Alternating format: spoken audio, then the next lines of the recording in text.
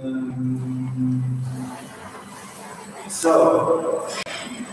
just 1 minute. Bianca? Yeah.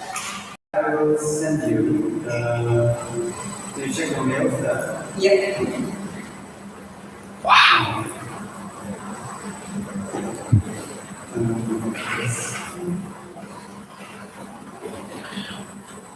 Ich stehe mal zu weinen.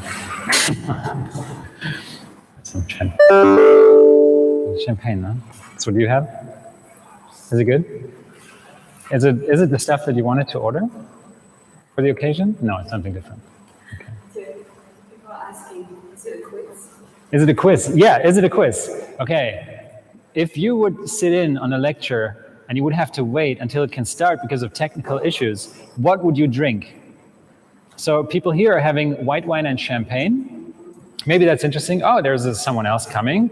Help yourself to white wine and champagne and start streaming.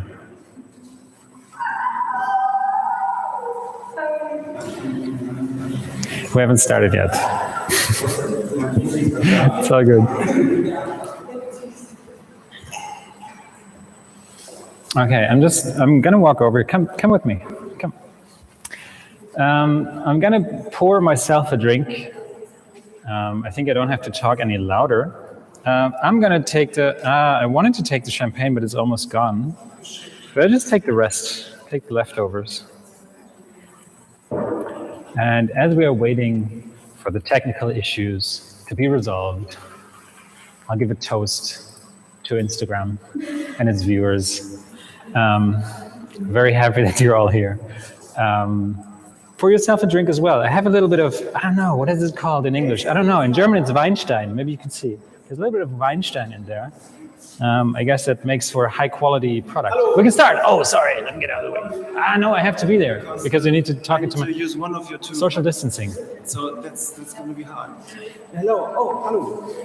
Hello, everybody who's watching on Instagram. Sorry, we have some technical difficulties. We are streaming both on Instagram today and on YouTube Live. Is this the YouTube camera, number one? So, So, the YouTube camera. okay. Unfortunately, there was an issue with the YouTube live stream that we prepared before. So if you would like to join the YouTube live stream, please check the new link that is going to be added in the description right now at this moment. And What do the people who tuned in on YouTube do? Because they don't know. yeah, I know. It was a problem. What do I tell them? What do we tell them? Do you have your phone with you? Yes, I do. So while Till is telling all of his 7 friends who already were watching the YouTube live stream that we prepared before. But how? I don't have the new link. It's on the Instagram channel. Oh my goodness. Do you hear that 1980s? It was much easier back then. There,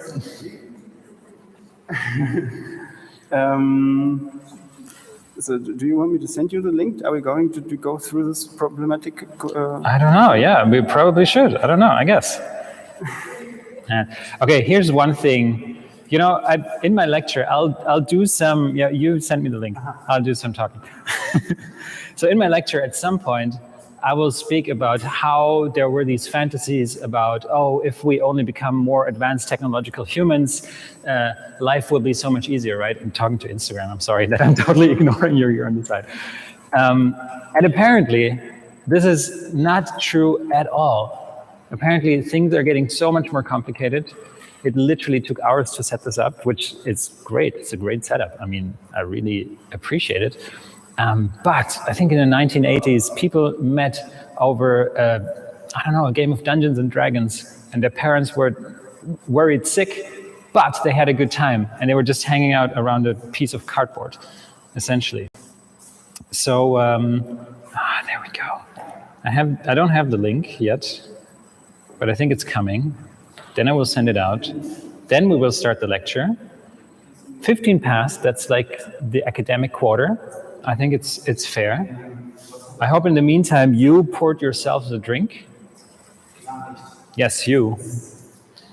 Where did you send it to me? Leandro is sending to you. What do you use? Leander. Anyway, anything. Messages.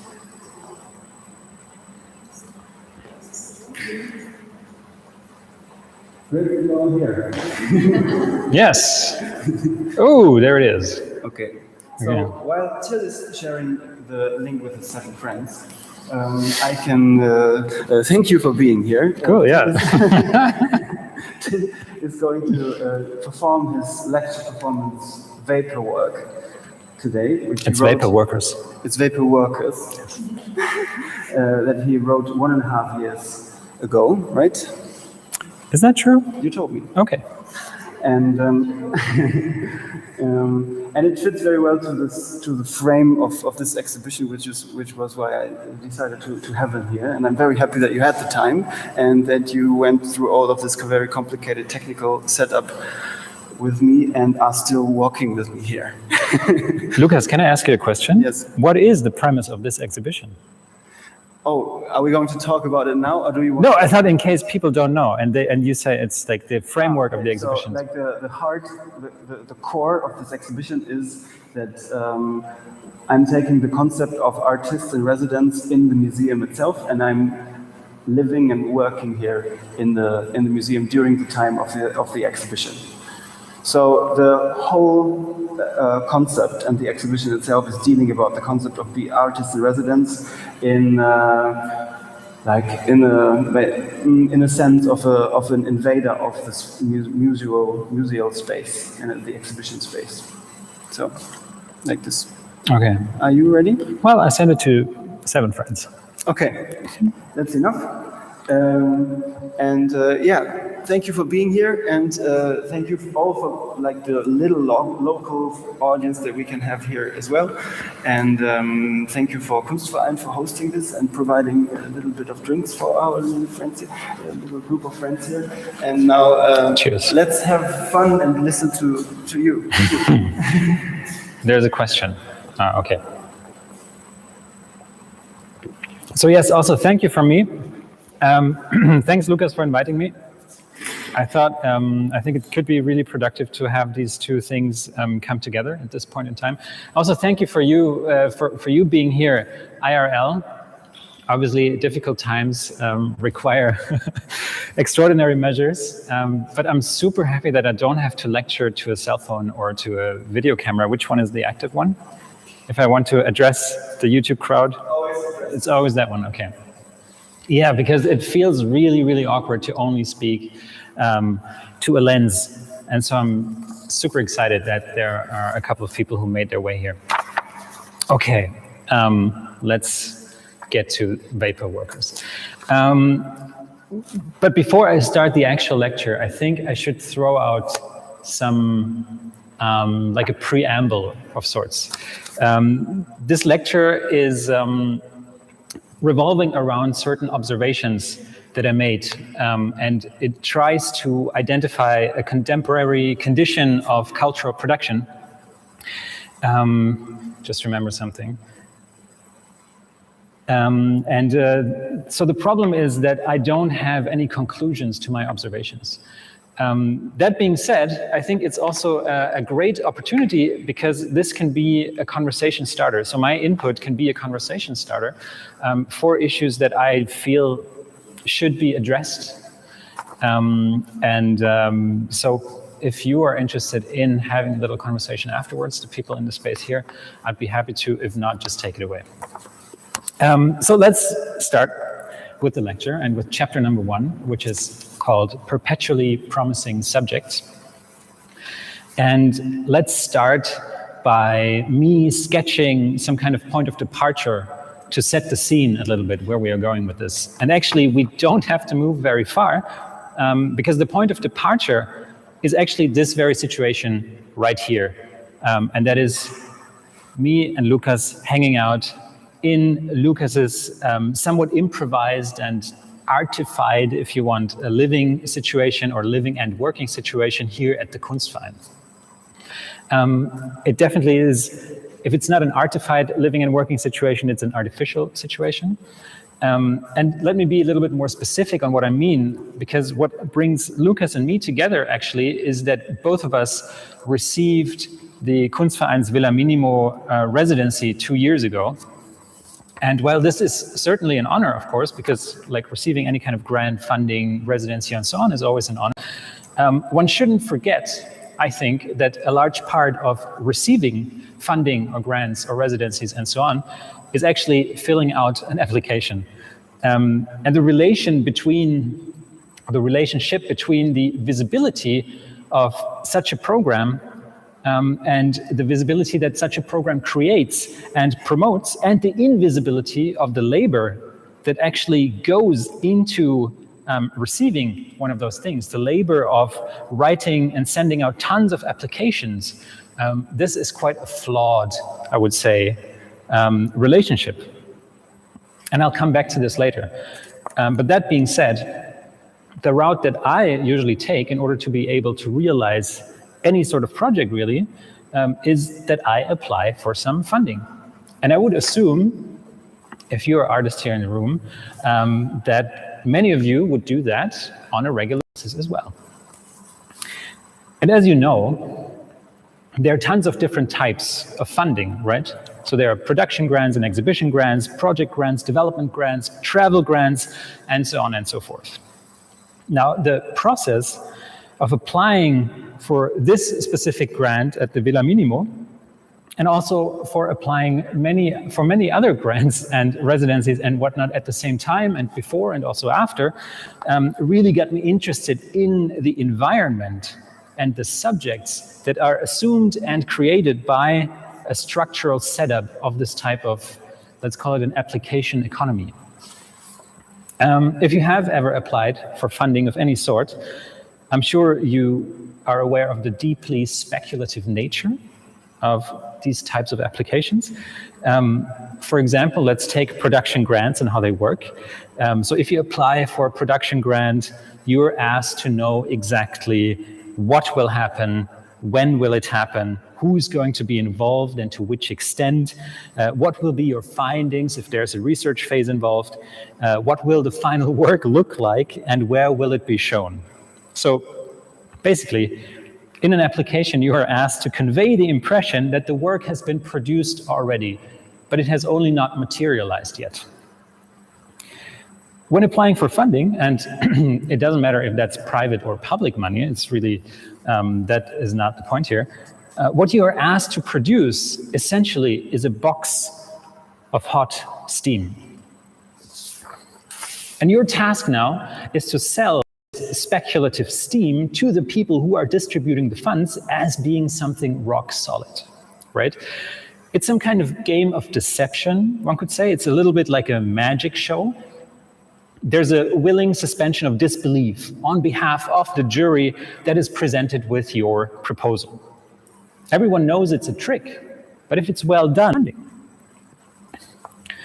and if you cannot impress or deceive very well enough to receive the grant that you actually applied for, chances, of course, are that your project is going back to the drawer, never to see the light of day again. There's a statistic, the German Association of Artists, I think they published it, suggests that 1 in 10 applications that you send off for grants, residencies, or scholarships will actually be successful. So we have to change this poster a little bit. And 1 in 10 successful applications is really a very, very low quota. And here we have it. That is the flawed relationship between exposure. So rephrasing this, we can also state that 9 times out of 10 in an application for funding, nothing but hot steam is actually produced, right? This is a personal case, spend at least 1 day each week with writing applications for something. So I have a fairly regular output of steam. And I think it is fair to say that I am a steam machine. And that curious fact brings us to chapter 2, which is called The Promise of Progressing History. You know, I think it's kind of funny that I think of myself as steam machines, because generally I would think of steam machines as being objects from an obscure past, more precisely from the times of the Industrial Revolution, right? When the landscape was littered with these factory buildings, sporting these towering chimneys which ceaselessly emitted clouds of smoke. And back then, many people were struck by the rapid transformation that took place. Amongst them, of course, was Karl Marx. And he particularly was struck with the changing of the relationship, or the vanishing more of the physical relationship between the factory workers and the work that they actually performed. And this observation, of course, prompted his famous pun, "All that is solid melts into air." So today, the smoke and steam spitting production facilities rendered invisible. We live in an economy where material output has become scarce, but information and communication, of course, are the products of abundance. It's very clear at this very moment. But this circumstance of translocating the smoke-puffing factories has not made them disappear from our immediate realm, I think. Actually, I'm not even sure if they were moved at all.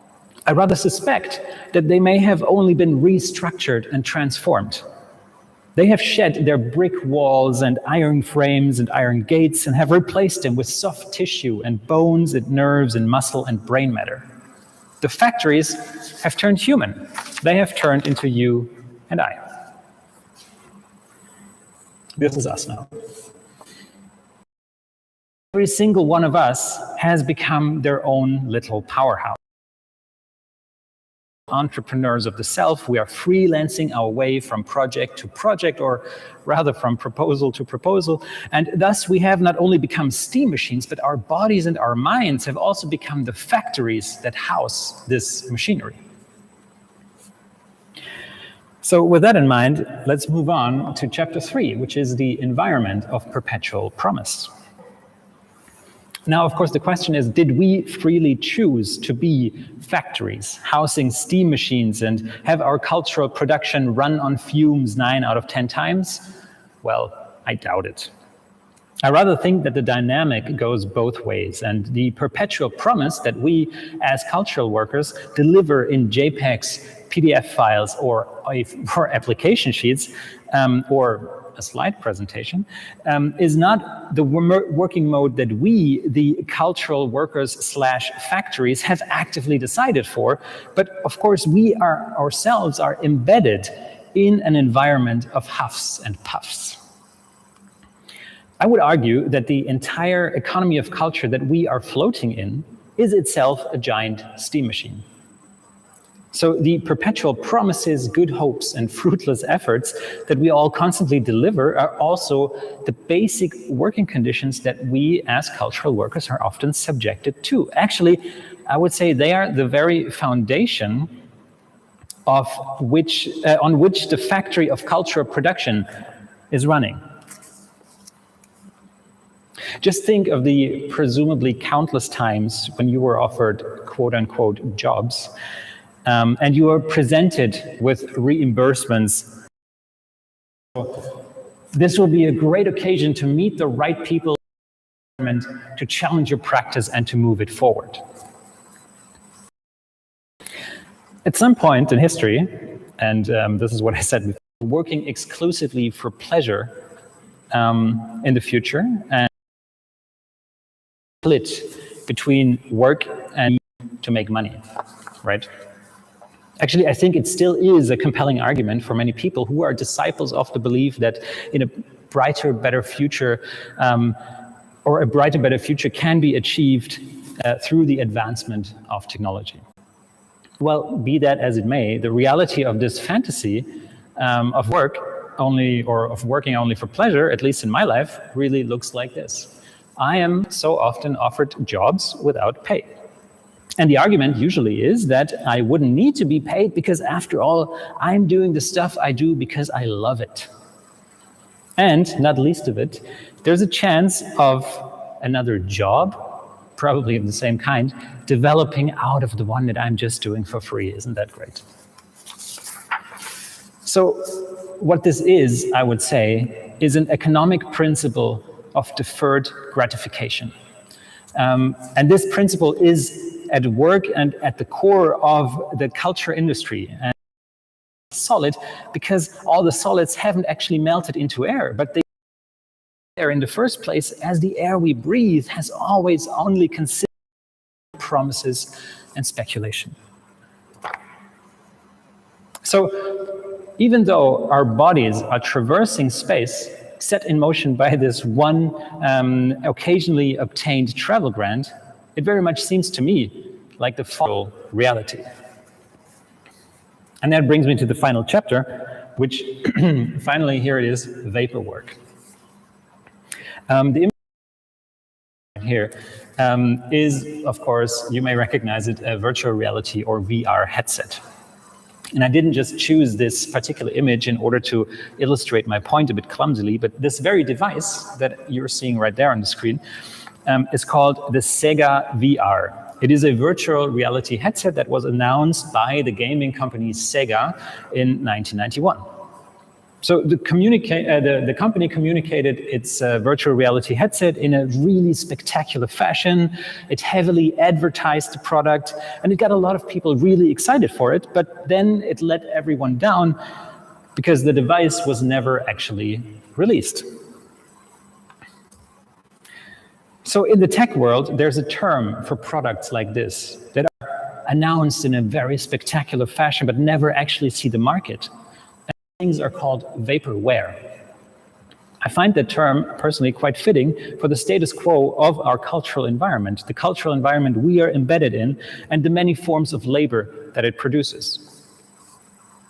So maybe I have to correct myself a little bit.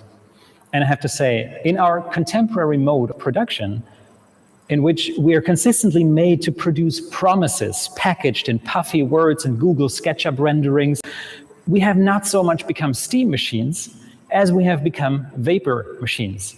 And all these speculative application texts and their accompanying sketches, illustrations, mock-ups, 3D simulations, intricate trailers for Kickstarter campaigns, and painstakingly produced models are the vaporware to illustrate our good intentions but meager hopes.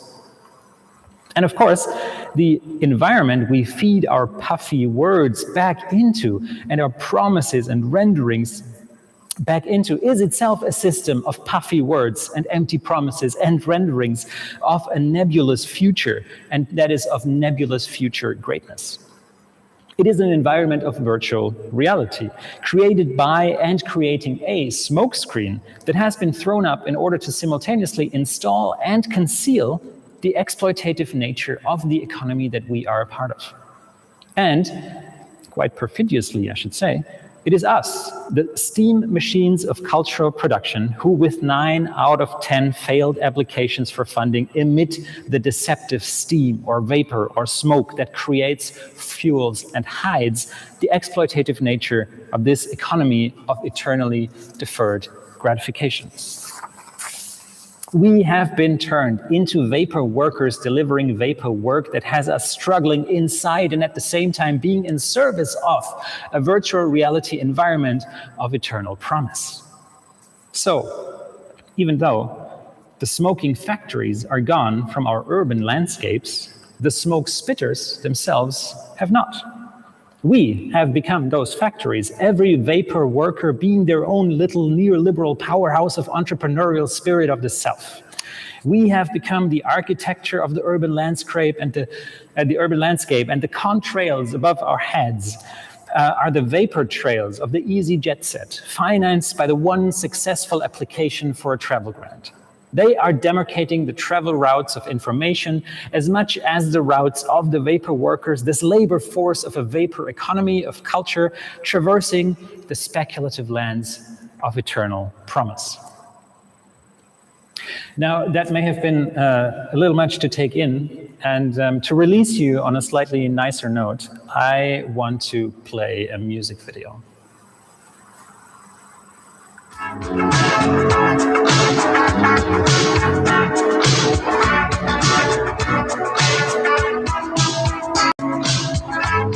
You're totally immersed in another world. It's everywhere you turn. The game completely surrounds you. You move, you moves all around you. Incredible.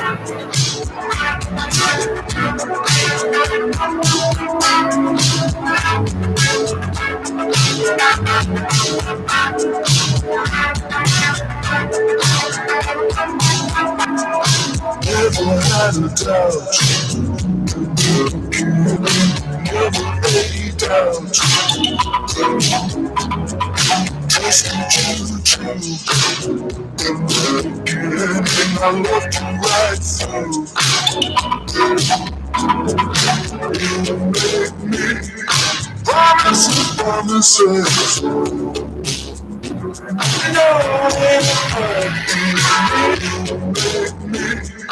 Promises, promises.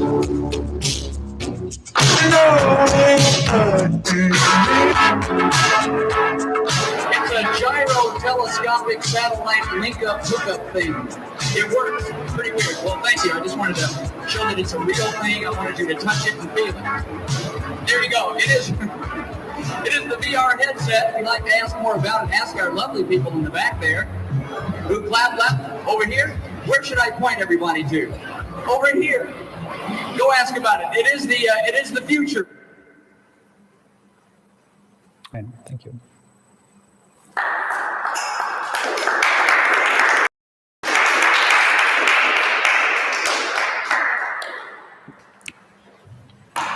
Yeah, I mean, we didn't really plan on what's happening now, right?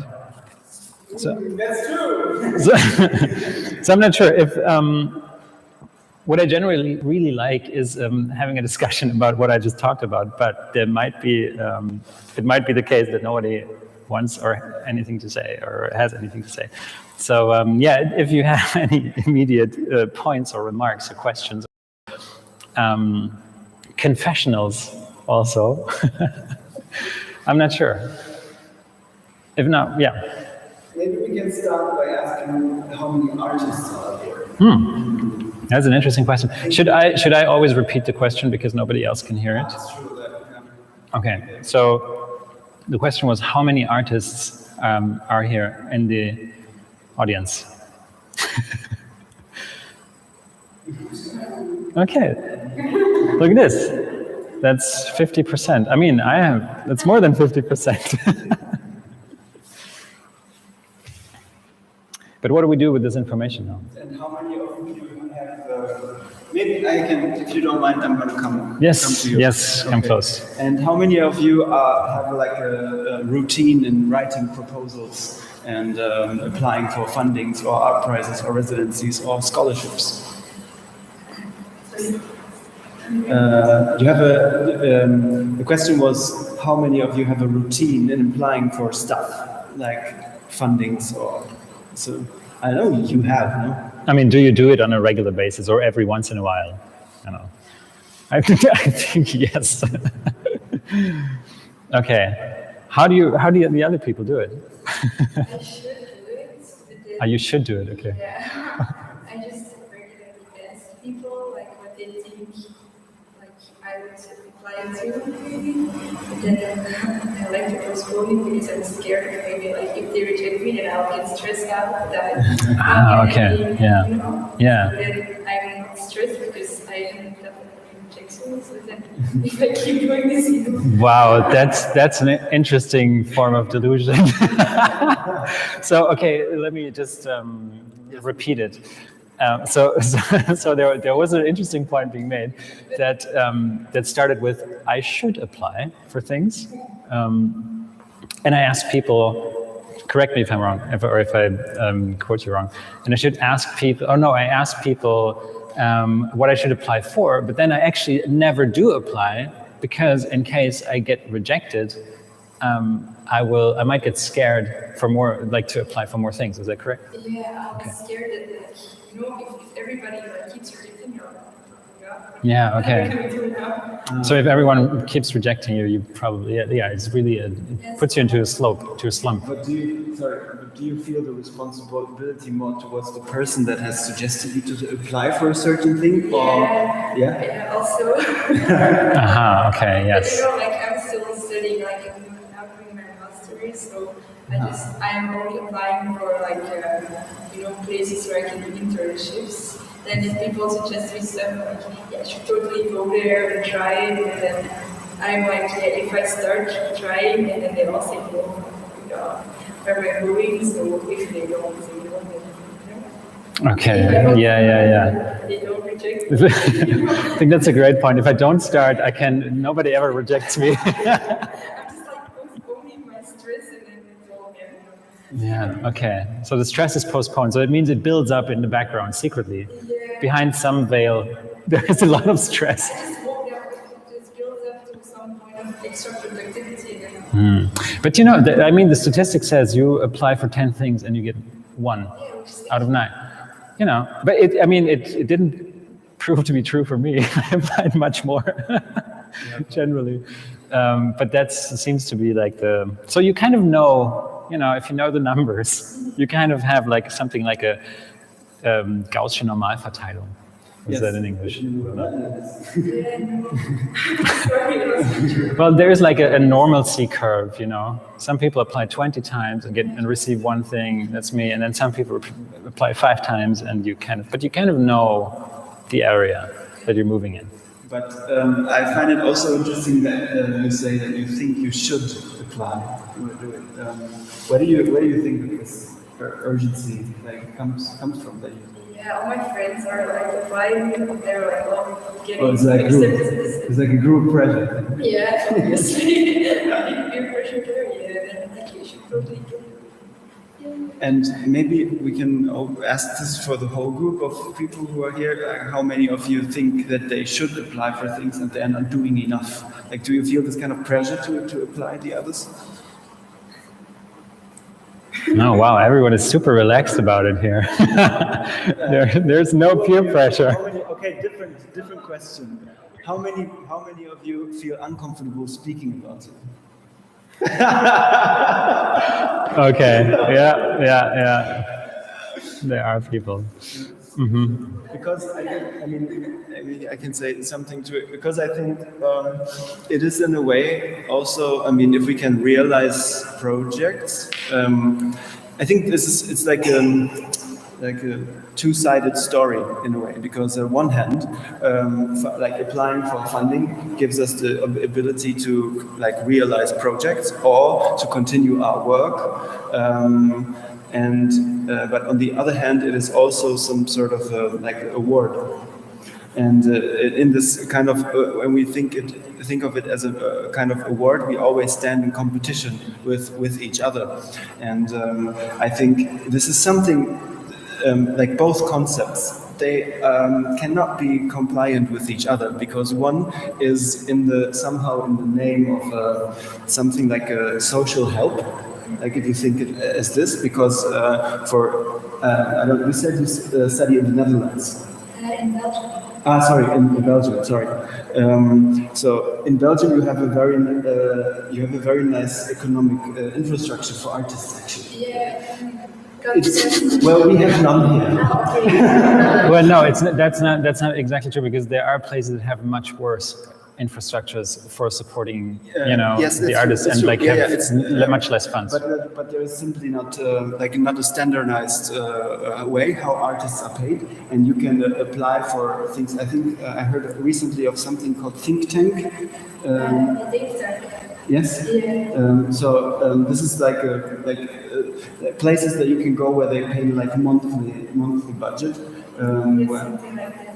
It's not really true. Okay, but our budgets got to 21%, like cultural. Yes. Okay. So the cultural budget in Belgium got cut. Cultural got to 21% this year. So it's funny that you say we have great funding. But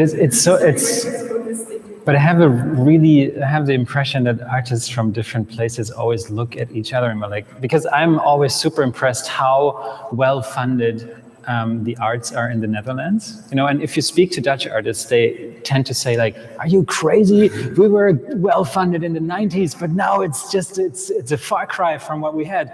And to me, as a German artist who still is, I guess, has quite a good, somewhat solid infrastructure of arts funding as opposed to many other places, to me it seems like heaven. So but I think when it comes to arts funding, absolutely. It's just that we don't have something that doesn't exist here is that you get a fee. Standards for reimbursement. Yes. You mean, yeah. Artist fees for visual arts at least. Yeah. This is normal for concerts. and this is normal in theater, for instance, but for visual arts, something like this doesn't exist. I mean, we're talking, in Germany at least, they are talking about introducing exhibition fee. So whenever you have a work of yours and you put it into a museum, then the museum should give you a fee just because the work is there since 1995. And as far as I researched, 30 years later, they established this in 3 cities. This doesn't include like artistic work that you do on the spot. So, like when you set up your work or like do a site-specific work on the spot, like you don't have this kind of artist fees, because the general assumption is that you sell your stuff eventually, and then somehow you get a compensation for doing this kind of work that generally is thought of being compensated enough just by the fact that you can do something that you like to do by your heart. Yeah, exactly. So we're paid by the applause. It's the applause, no? The applause is your bread. That's kind of what they say. Yeah. But to me, that kind of raises the question: because I know the people who play concerts, and that is true for state, like for private structures, it's never true, no? But for like state-run structures, it is true. People who have concerts and people who are in the theater, I guess they in some way are unionized. No? I always thought that there were some kind of labor unions or interest groups, lobbying groups for compiled interests of these people. And in the fine arts, at least, or in the visual arts, this doesn't really exist here. There are certain attempts. I think in the US, there's a group that is called Wage that tries to create, like, they have a really interesting system, I think, because they, as far as I know, they create something like a badge, which is just a sticker that places like exhibition houses, galleries, museums, and so on, who pay fair wages to the artists exhibiting there, they get the sticker. And initially it sounds ridiculous, but at some point you can create a momentum that everyone is kind of frowned upon or looked at like they were crazy if they don't have that badge, because it's about creating a fair working environment. So I think this is a really, in some way, powerful initiative, but I'm not sure if it would work here. And I also don't think it should be a private initiative, but I think it should really be the responsibility of the government in a sense. Yeah. Okay. And so what do you actually, like a question to you maybe, the 9 of 10 works that don't get realized, do you recycle them? Do you apply? Me personally? You personally? Sometimes. I mean, sometimes they turn up like mutants many years later also, and I don't even realize it until they're there, until they knock on my door. So yes, but also I think there are a lot of proposals that in some way are specific also, no? Because like a lot of places that you apply for ask for some kind of, I guess, site specificity, if you want to call it that. Like deal with the infrastructure that you have, or deal with the city that you apply for in a residency and so on. And so I think these things are hard to recycle many times, or sometimes, I don't know. It would be smart to just have like, a kind of a Baukastensystem, just like prefab generators for projects. But then I don't know if generally I would be super interested in the project still. And also the project I'm interested in now, I think 5 years from now, I probably am not interested in them anymore, Okay, I see. But are you interested in adapting some ideas? Because I mean, sometimes I'm also speaking like from my own experience. Sometimes you have an idea, because I often propose projects that are site specific, and then they have something to do with the structure. And then I might also do like very complicated like 3D renderings of them that takes like a lot of effort and time to produce it. Then it doesn't get invited. But sometimes I might encounter exhibition hall that has a similar structure, and then I can I can somehow adapt the idea to this thing. Like, do you also experience this kind of stuff? I mean, No, never.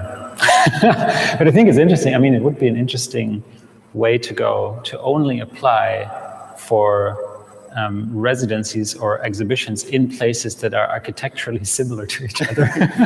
Actually, I had this solo exhibition in 2008, end of 2018, and thanks to the curator Jan Christoph Tonix, we almost managed to do a crazy performance where we were like it was in a former monastery, and the church was gone because it burned down 200 years ago. And so I started doing this performance where we basically rebuilt a small version of the church tower, and then we wanted to have a topping out ceremony of the new church, which wasn't ready, it was only the church tower. And then I would speak at the topping out ceremony. It's a German topping out ceremony is Richtfest. And then I would speak there, and the crane would come. It would lift the tower of the church in the sky.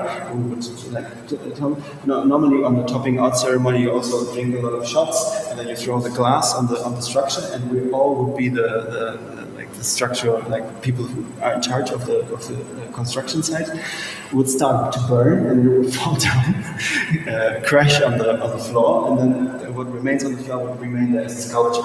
And we almost were there, like we already had a crane company that was willing to do it, but then in the end the fire workers and the municipality said that it's not possible to do it. And since then I'm really in love with the idea. So since then I'm looking, I'm searching for a different church. Former monasteries that now do culture and that are missing a church. It's very specific. So you have your own Excel sheet of a list of places. There's only that one on this list. Oh man, so far. If any of you ever encounter this kind of situation, please let me know. Yeah, with very liberal municipalities, right? Really open-minded governmental structures around it. Yeah, you don't really find former monasteries in like urban landscapes.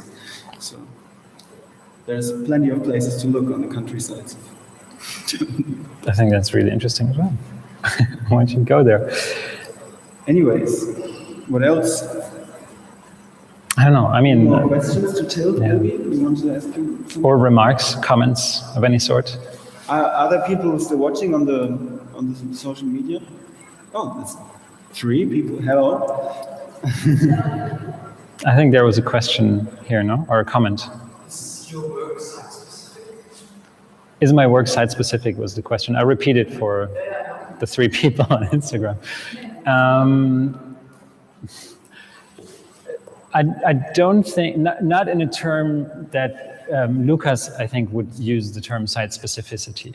I don't think it's site specific in that way. But then, in a lot of applications, and the Kunstverein Hannover is an exception actually there, in a lot of applications, you are asked to relate your project to the place where it will happen, right? So there is some kind of site specificity built into the application process, and that means you have to kind of come up with some kind of relation of your work or your proposal, your specific project to that place. So in that sense, yes, I think my work is site-specific in as much as it is asked to be site-specific. If that makes sense. I mean, in a way, today it is context-specific, I would say. And I think, but do you, is it important for you to show your work in a specific contexts as well? Can you give me an example? Like today we are in an exhibition that has to do, like it is very, in an exhibition that has to do with this concept of like writing proposals and artist in residence and so on. And like, would you also perform at like maybe a festival that is somehow a festival that is thematically like related to your topic? Yeah, I think if there is a relation to it, yes. I think this particular lecture, I'm really interested in presenting it in places where there is a group for discourse or for discussion afterwards, you know, so that it resonates with people in one way or the other, that people can relate to it. So artists in the audience are always a plus, I think. And so, yeah, in that sense, I think this work is somewhat, not site-specific, but I don't know, situation-specific. And so I was really happy also that I'm not sure if I entirely can wrap my head around what you are doing here, but I was really happy that you invited me, because I think the discussion that you're trying to have here, and that you also have every day with the people who just walk into your exhibition/living room, if I see that correctly, really tries to talk about these structures, no? Or about like the structures that we are embedded in, which are super problematic structures on the one hand, you know. Yes. Yeah. I think this is what I take from it as well. I think, no, it was important that you said we've been talking about the economic situation in comparison to Belgium and so on. So it is, of course, the arts funding is like on a global scale. It's very good in Germany, but there are still some things to improve. And one thing that I would say is that very often artistic work, visually, like visual work, is like taken for granted in a way. And so it's I think it's important to discuss it like over and over again. As I said, like this, the rules of providing governmentally controlled exhibition fee, they exist since 1995, so it's a very old discussion, but it will not change if we just stop talking about it here, at least. So I think it's good, and yes, and I think I really liked your lecture. I not only think it's beautifully written and visualized, but I also think it addresses a topic that is very much like underrated in a way, because all the proposals is also a lot of work, and it's empty work that you don't see in the end. So it's great that you make a work out of steam work. Yeah, I mean, someone proposed to me, Silvio Lorusso, who is actually he's a graphic designer, but he also does a lot of theory work and writing work. And he proposed to me when he saw the lecture, and then he came to me and had this amazing point. I was like, well, don't you think that maybe if 9 out of 10 times your production, you don't actually produce a piece, then your actual artistic production is applications, you know? And then I thought that was a brilliant point. Right. So I thought, oh, maybe I am an application artist. Right. Me? Yeah. So what is that kind of question? Yes. Okay. And for you, just Yes. Yeah. What is it? Yeah. What is the question? Okay, the question. And it's like the question is coming up. If questions are welcome, questions are very welcome. But now there's no question showing up. Someone is typing. Or was that someone asked, are questions welcome 2 hours ago? And now they left in frustration. You mentioned the Netherlands. The Netherlands, people are willing to pay more for cultural experiences. So you mean people who attend events are willing to pay more? Mm-hmm.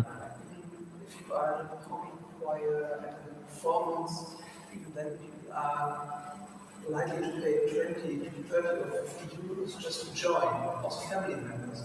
If you come up with such an idea here and say like, hey folks, we have a concert, you have to pay 20 euros. People say like, why? No, a family member, it's for free. What do you want? So I think it's both. On the one hand, it's maybe job of politics to kind of make frame setting, but on the other hand, it's also us can kind of or have to focus what they want. If you want such a variety of cultural experiences, they don't get it at discount prices. Mm-hmm. Okay, so let me repeat that question or that comment, because I think it's really interesting. So Stefan said, since I talked about the Netherlands, he says people there are willing to pay much more for cultural experiences. So even if they're family members of some performers, for example, in a piece of choir or something, they are willing to pay 20, 30, 40, 50 euros for it, for the experience, which here is unthinkable. You kind of want always the discount experience, or you want the free experience, but it's like a two-edged sword, because on the one hand, it should be the government to create structures that are more supportive, and then on the other hand, people should be willing to invest more in cultural experiences. And to kind of maybe react to your point, I think it's a very valid and very, very good point. But for me, for example, that would mean I would never go to see any sort of cultural event, because I just could not afford to go there. And I think, if you take the idea of having democratic access to cultural events seriously, which of course is a very problematic, it's not a problematic idea in as such, but the structures that are there have so many barriers that probably you have to get rid of many more barriers before you can actually make places accessible. And that includes my lecture too, I would say, because I play with a lot of references that you have to know beforehand in order to be able to enjoy what I'm presenting, or to be able to follow those points. So if you have never heard of what I'm talking about in the first place, you will probably not be able to follow it, and so on. So yes and no. I don't know. I think, yeah, it's a very complicated discussion to have. But how do you solve it? How do you solve it for people like me who are really interested in joining and participating and being part of the discourse? But then the barrier would just be, a ticket for 40 euros to a 1-hour concert, for example, or something like this. We have a question from the Instagram audience. No, no question. You might have to start another live stream. Okay. No, I think maybe we can also take this as an opportunity. As an opportunity to mingle. To stop the official part and just have drink the wine and champagne. We have a couple of wine bottles to kill. Okay, so thank you very much. Yes, thank you all for being here. Thank you so much, and thanks for the people who stayed to the end. Please come and see the show at Kunstfest. It's extended until the 16th of August, and you're welcome to see it. My part is only is one part of the exhibition that Isabelle Nunez-Le Brun and Julian Oeffler are also part of. And thank you so much for hosting this. Thank you for being here, and thank you very much, Mei Chen, for holding the phone for an hour. Yeah, the camera, Kamerakind. Thank you. Thanks. Goodbye. Thank you.